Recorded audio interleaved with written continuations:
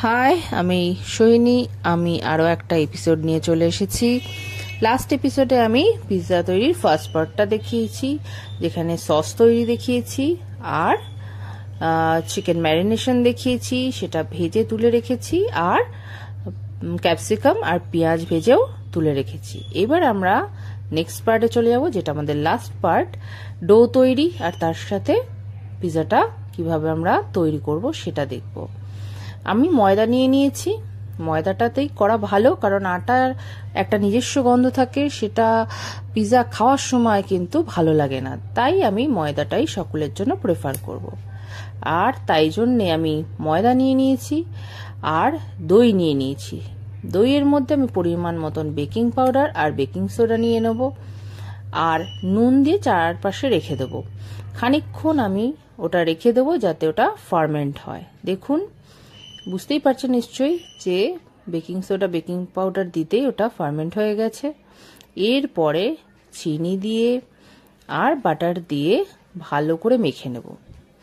আমরা কিন্তু কিছুতেই এর মধ্যে একটুও জল ব্যবহার করব না, যা করব শুধুমাত্র দই ব্যবহার করব। দই দিয়েই আমরা কিন্তু ময়দাটাকে পুরো ভালোভাবে মেখে নেব।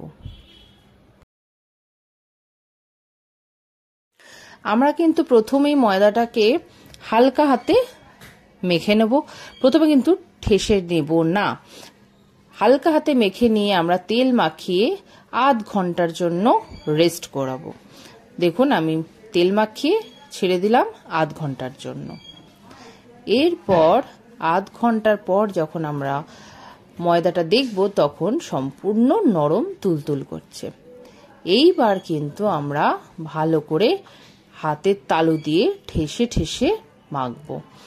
একদম তুলতুল করবে আমাদের পিৎজার ময়দার ডো। ময়দাটা ভালো করে ঠেসে নেওয়া কমপ্লিট। এরপর আমি লেচি কেটে নেব। আর লেচি কেটে নিতে নিতে বলি যে 500 ময়দায় কিন্তু আরামসে 5-6টা পিৎজা ডো বানানো হয়েই যাবে। দেখুন, বেশ বড় বড় লেচি করেছি, আর তাতে কিন্তু পিৎজা বেশ মোটা মোটা হবে, দেখতে খুবই ভালো লাগবে। লেচি কাটাও কিন্তু আমি শেষ করে ফেলেছি। বাকি ডোটা পাশে রেখে দিলাম, আর গ্যাসের মধ্যে বড় কড়া বসিয়ে দিয়ে সেটাকে ঢাকা দিয়ে দিয়েছি।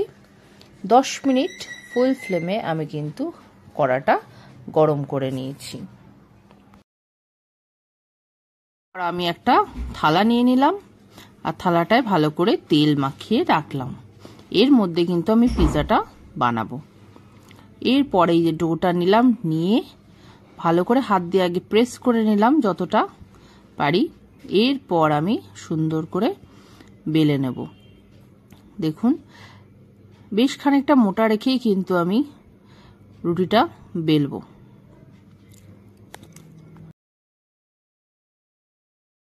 পিৎজা বেসটা আমি একটু মোটা করেই বেলে নিলাম। সুন্দর করে বেলা হয়ে গেছে। এইবার আমি এটা থালার মধ্যে দিয়ে দেব, যার মধ্যে তেল লাগানো ছিল।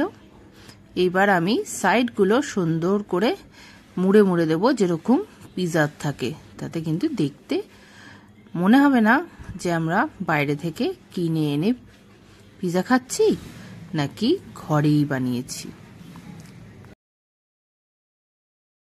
দেখতেই পাচ্ছেন সাইড মোড়া আমার মোটামুটি শেষের পথে। ব্যাস, চারদিকটা ভালো করে চেপে দিলাম। তারপরে কাঁটা চামচ দিয়ে ফুটো ফুটো করে দিচ্ছি, যাতে ওটা ফুলে না ওঠে।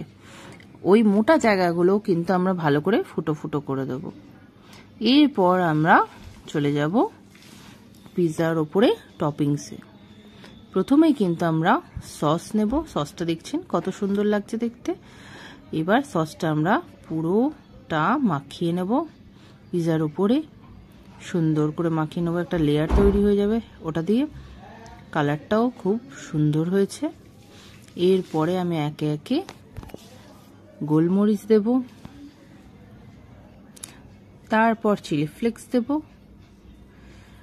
তারপর ক্যাপসিকাম, পেঁয়াজ যেগুলো আমরা ভেজে রেখেছিলাম সেইগুলো দেব, অরিগ্যানো দেব, তার উপর চিকেন দেব।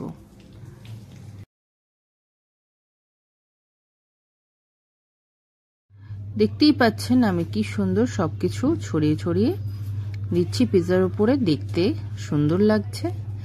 এরপর আমি চিকেনটাও দিয়ে দেব, তাতে খানিকটা কমপ্লিট হবে। আর তারপরে কিন্তু আমরা চিজ দিয়ে দেবো। যার যে চিজটা পছন্দ তারা সেই চিজটাই ব্যবহার করতে পারেন, কোনো প্রবলেম হবে না। যে দামে আমরা পিৎজা কিনে খাই সেই দামটা হিসেবে কিন্তু আমাদের মন আর পেট কোনোটাই ভরে না। কিন্তু আমরা যদি বাড়িতে সামান্য কষ্ট করে জিনিসটা বানিয়ে খাই তাহলে মন আর পেট দুটোই ঠান্ডা হয়ে যাবে। দেখতেই পাচ্ছেন আমার পিৎজা সাজানো কমপ্লিট। এরপর আমি কড়ার মধ্যে একটা স্ট্যান্ড দেব, তার উপরে থালাটা শুধু বসিয়ে দেব। তারপর আধ ঘন্টা ছেড়ে দেব পিৎজাটা তৈরি হওয়ার জন্য। মজার ব্যাপার হলো কড়া বসিয়ে আমি কাঁচের থালায় পিৎজাটা তৈরি করে ফেলেছিলাম, তাই বাধ্য হয়ে আবার চেঞ্জ করে স্টিলের থালায় বসালাম। এই যে ঢাকা দিয়ে দিলাম, দেখুন সার্ভ করে দিয়েছি গরম গরম। পিৎজা একদম রেডি, জাস্ট খাওয়ার অপেক্ষা।